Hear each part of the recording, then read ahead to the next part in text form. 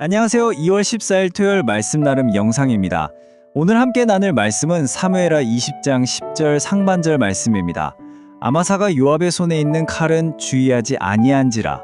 요압이 칼로 그의 배를 찌르매 그의 창자가 땅에 쏟아지니 그를 다시 치지 아니하여도 죽으니라. 아멘. 성경에 기록된 이 참혹한 장면의 한가운데 바로 요압이라는 인물이 서 있습니다. 그는 다윗 왕의 가장 뛰어난 장수였지만 그의 삶은 충성과 배신, 그 복잡한 경계선을 아슬아슬하게 넘나들었죠.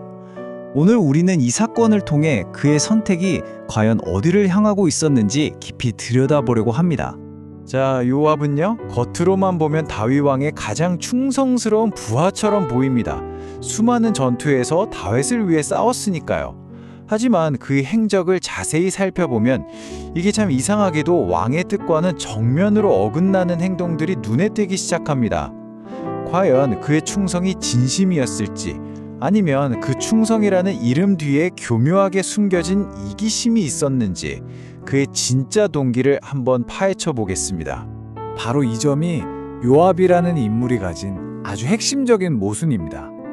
평소에는 다윗의 편에 서서 충성을 다하는 것처럼 보였죠. 하지만 정말 왕국의 운명이 걸린 가장 중요하고 결정적인 순간에는 이상하리만치 반복적으로 다윗의 명령을 어겼습니다. 이건 단순한 불복종을 넘어서 그의 마음 가장 깊은 곳에 다른 무언가가 자리 잡고 있었다는 걸 보여주는 아주 강력한 증거가 됩니다. 요압의 행동을 이렇게 딱 놓고 분석해 보면 이 두 가지 측면이 어떻게 충돌하는지 명확하게 보입니다. 겉으로 드러나는 모습은 전부 다윗 왕을 위한 일처럼 포장되어 있어요. 하지만 그 행동의 속내를 한꺼풀 벗겨보면 결국 그 모든 화살표가 자기 자신의 이익을 향하고 있다는 걸 알게 됩니다. 결국 그의 충성은 자기 이익을 지키기 위한 수단에 불과했던 거죠. 그의 인생에서 가장 큰 두 번의 살인을 살펴보면 그 동기가 정말 명확해집니다. 먼저 자기 동생을 죽인 아브넬을 살해한 건 이건 변명의 여지 없이 철저하게 개인적인 복수심 때문이었어요. 그리고 오늘 본문에 나오는 아마사를 제거한 건 자신의 군대 장관 자리를 위협하는 정치적 라이벌을 없애기 위한 아주 계산적인 행동이었죠.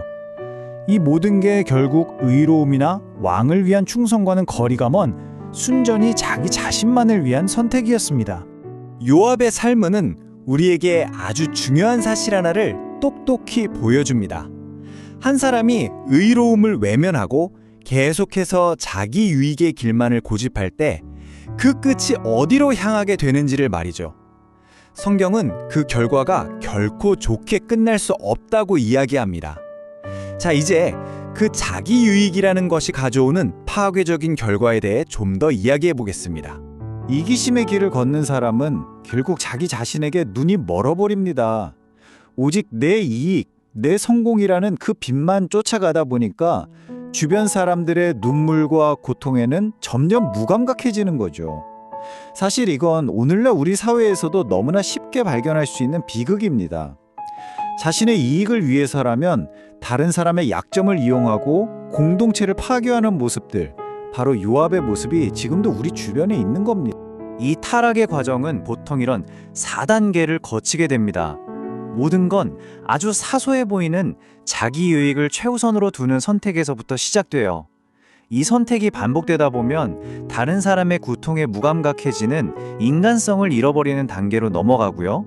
결국엔 내가 하나님의 백성이라는 그 소중한 정체성마저 잃어버리게 되고 그 끝에는 비극적인 결말 외에는 아무것도 남지 않게 되는 겁니다.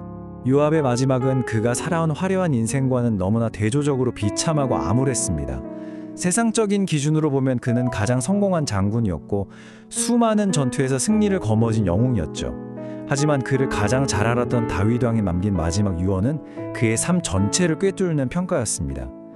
요압은 결국 사람으로서의 도리도 하나님 백성으로서의 길도 모두 잃어버렸고 그의 마지막에는 결코 평안이 없을 것이라는 선고였죠. 자, 이제 우리는 요압의 이야기를 하나의 거울로 삼아서 우리 자신의 삶을 돌아봐야 합니다.